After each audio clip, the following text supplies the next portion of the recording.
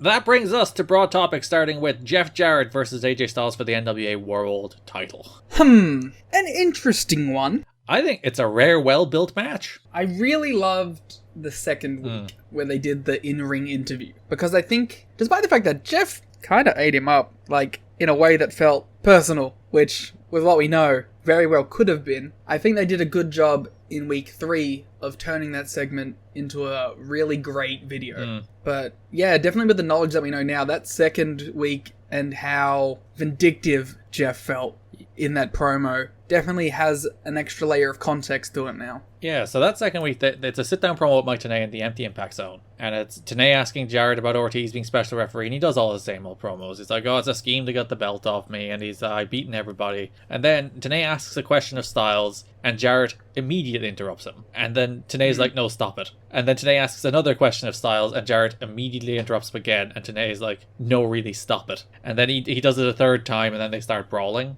And it does... On the one hand, you can argue, is that a segment designed to protect Styles? In that he's not a great promo, so what if we have Jarrett be obnoxious and then AJ doesn't have to talk? But then on the other, it's like Jarrett, as you said, kind of eating him up, being like, look how much I can talk and how AJ can't. And this is why he can't be world champion. Yeah, it does.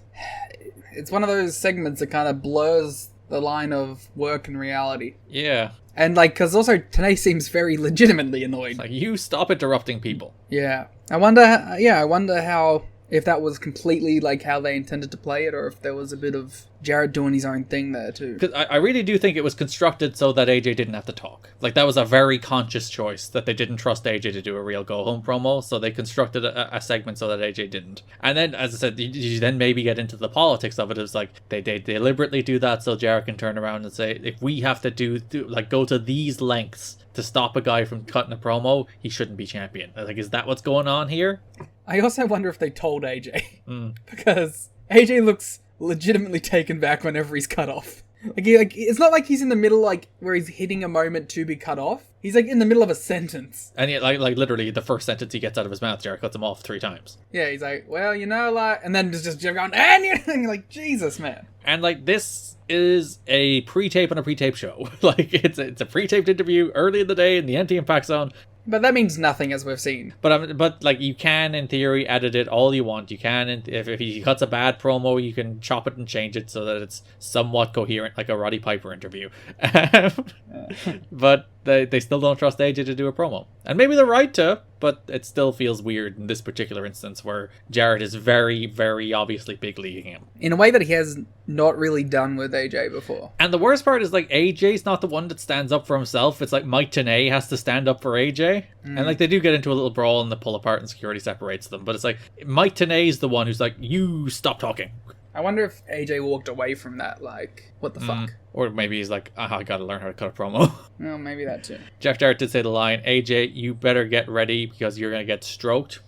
Phrasing, Jeff. Phrasing. By Dickerson. That was the second show of the month. The first show of the month. There was only a 3-week pay-per-view build, by the way. They taped 3 Impacts at once on the Tuesday after lockdown. Hallelujah. So there was only 3 episodes. The first Impact of the month, Dusty Rhodes sat at his desk and announced that there will be a 20-man number 1 contender gauntlet match at Hard Justice, and also that Tito Ortiz will be the special referee for Jarrett versus Styles at Hard Justice. My favorite part of this segment was the long dolly shot on Dusty as he's cutting this, and it's just getting closer and closer and closer to him. So, yeah, Dusty is sitting at the end of, like, a regular board table style table, that long table. The board table he was probably canned. Probably was. And then the camera's down the other end, and as he said, slow zooming in on him. And also, like, Dusty feels like he's delivering a hostage statement here.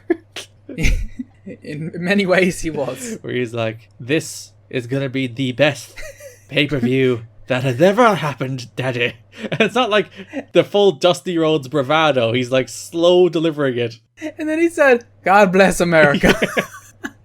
I do wonder if, because Dusty's promos lately have not been particularly good and have not been particularly good at staying on point and on message. Oh, he's phoning it in. But so here, I do wonder if they're like, we are scripting you here, pal.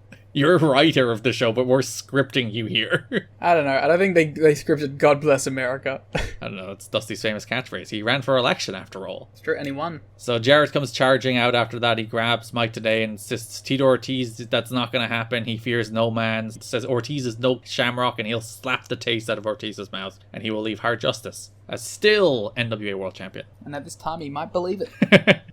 At least he's hoping to politic his way into it.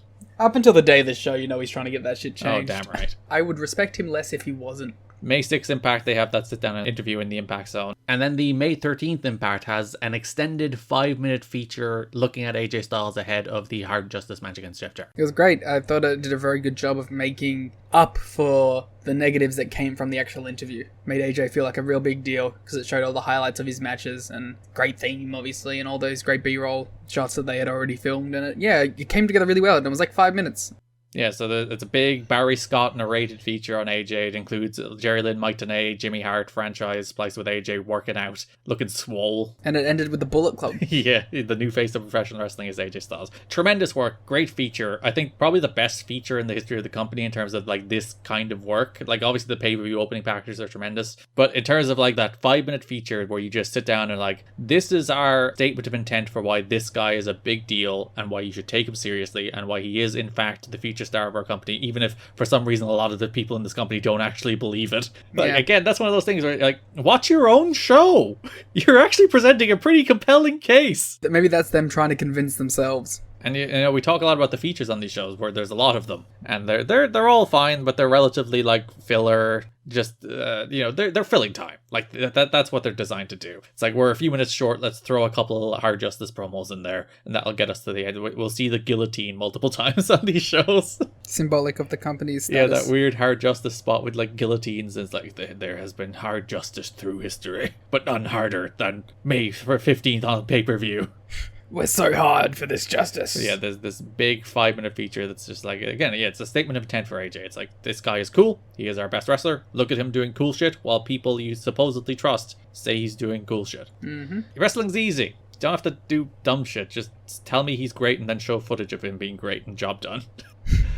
You know what I found interesting about the build? What did you find interesting about the build? So, Jeff Jarrett's a three-time NWA World Champion. Unfortunately. Who ended the previous 2 reigns, Liam? AJ Styles. Did they say that at any stage? No, in fact, the whole point of it was that AJ isn't good enough to beat him because he's not on his level. Which I found, like, I kind of get, like, it's weird that this company doesn't really acknowledge its own history. They kind of did with Daniels and Skipper last month, which was, like, one of the very few times where it's like, we're telling a story based on our own history. And then this month, they have a real easy built-in story there with AJ has been the man to beat Jarrett twice. Like, he's ended both of his previous reigns, and now he's better than he's ever been, and he's walking in as like the guy. And that's the story I'd tell, as opposed to like they're doing the same thing they always do with AJ. It's like, oh, you're too small, you're not good enough, you can't be champion. As opposed to here, like for me, the story would be the first couple times that might have been the case. Now he's the fucking guy, and he beat you twice, and he's damn well gonna beat you again.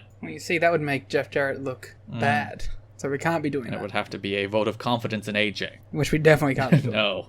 There was also a bunch of sit-down interviews with Tito Ortiz. He talked about how he liked Hulk Hogan, Jimmy Snuka, and Tito Santana, so he's foreshadowing his awful opinions quite early here.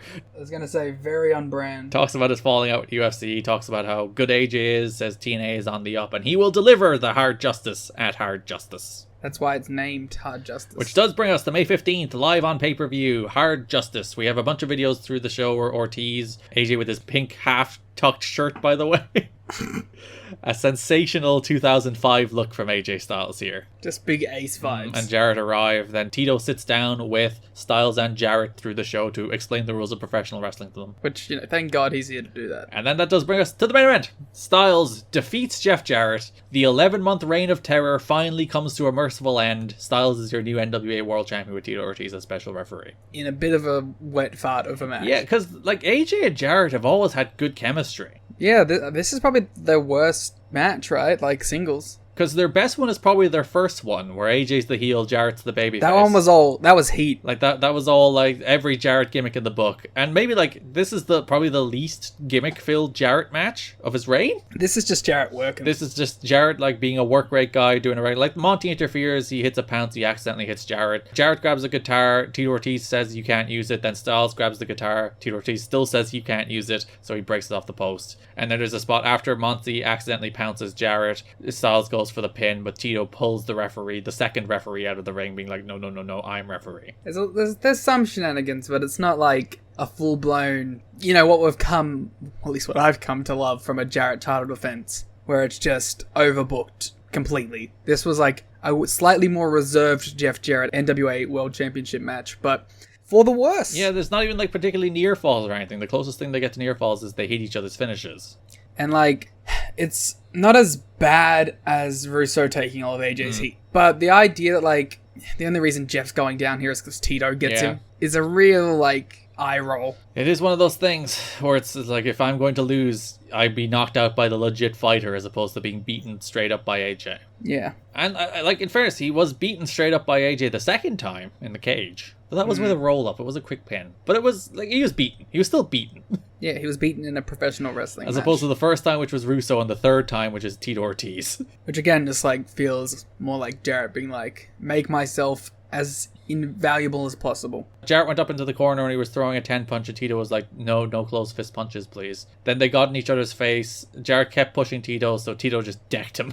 Yeah. One thing I did like is that AJ wasn't like a coward around Tito. Like he would get in Tito's face too and push him away and shit, and like it wasn't like he was backing down to Tito the whole time, or that Tito was being particularly expressing particular favoritism the whole time. Like AJ and Tito got into it too, but Jeff just took it that level too far and paid the price. Typical Jeff Jarrett fashion, and he took a sensational bump for the punch, to be fair. Yeah. Good punch. We were talking about on the watch along that traditionally fighters and boxers throw really bad worked punches because they're like, I don't want to actually hit the person, so they throw it way too short, or it just looks terrible. Whereas here, good looking punch. Tito's not gonna give a shit. Styles goes up top, he hits the spiral tap for the first time in ages. The whole idea, he's breaking out like the death blow to take out Jarrett. He pins Jarrett, he does end the reign of terror. They set off pyro in the building as AJ celebrates. Styles is the man to end the Jeff Jarrett 11-month endless reign. And Jeff Jarrett never wins the title ever again, and we're all happy. Yeah! Like, to reflect on the reign of terror. The reign of terror. It is well, Paul's is up there as well. Paul's around the same time having a terrible reign of terror too, but this is like the reign of terror. Like, you could argue it still had heat up to the Nash match. Yeah, it had points. Yeah, like, the Monty match is where he should have lost it. The Nash match was like, alright, there's still something here. But I think everything after the Nash match was like, it's done. People are so over this at this stage. It stopped being heat and just became like, go away heat. Like, every time he'd come out on the TV show, they'd chant drop the title. The DDP match was nothing. The Lockdown match, which wasn't a title match, but it was still nothing. And then this match, like, the crowd did go nuts when AJ won the belt. Like, they were super duper happy this reign was finally goddamn over. It doesn't necessarily feel like it was people getting behind AJ more than the reign is over, thank God. Yeah, I think they were just happy to see Jarrett lose. So, like, you could be very cynical and be like, oh, he only held the belt because he was part owner. Which, that's true.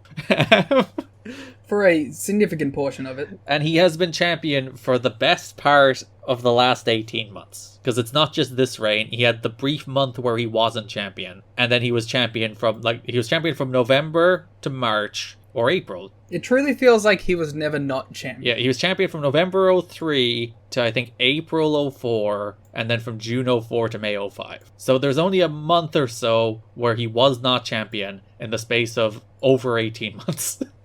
Which is... very much looking forward to a break from that. Deeply upsetting that this man has been on top for that long. And the crowd, they just don't want him there anymore. And he's never been a world champion caliber guy. We've always talked about that. About how he's like a real good mid-card heel. He's a real good goof. He's a good worker. He's a good performer. He's not a world champion and has never been a world champion. And he can't carry a brand. Which is so funny that there's all these questions about whether or not AJ can carry a brand. When it's like, you held that belt for 18 months and this business went nowhere.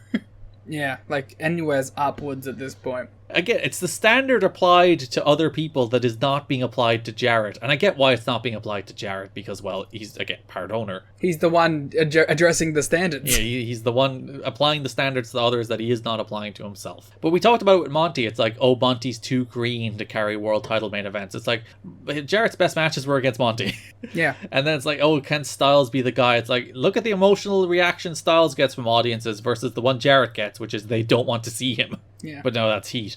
And it's just one of those things where it's like, you're not believing what's in front of your eyes because you're so like deep in the pro wrestling weeds that you have these biases. And that is almost maybe, I was talking about like how you need pro wrestling people, which you do. But if you have those pro wrestling people who are so steeped in the way wrestling is done elsewhere or the way wrestling has been done, they bring all those biases to this company too. And those biases get in the way of this company. It got in the way of Monty Brown and it got in the way of AJ. So maybe you don't want wrestling people. Maybe you do want fresh perspectives. I think it helps if those wrestling people didn't have stake in the moment too. Like, that's a big component of it. It ultimately comes down to this is the Jeff Jarrett vanity project. And, you know, we're talking about having non-wrestling people in the room and how they can be beneficial. Like, Dixie was the one who, like, decided that we need to do this. Like, Jeff always had the opportunity to wiggle his way out with Dusty. Dixie put the foot down, was like, this is happening, I'm in charge. Yeah, and like, to be fair to Dusty, he was also like, you're dropping the title here. Like, the original booking decision was Styles was beating Jarrett. That was Dusty's call too. Yeah. Like literally everybody in the company is like, you've got to lose this belt. There's some like arguing about to whom he should lose it to, but literally everybody is like, you are dropping this title.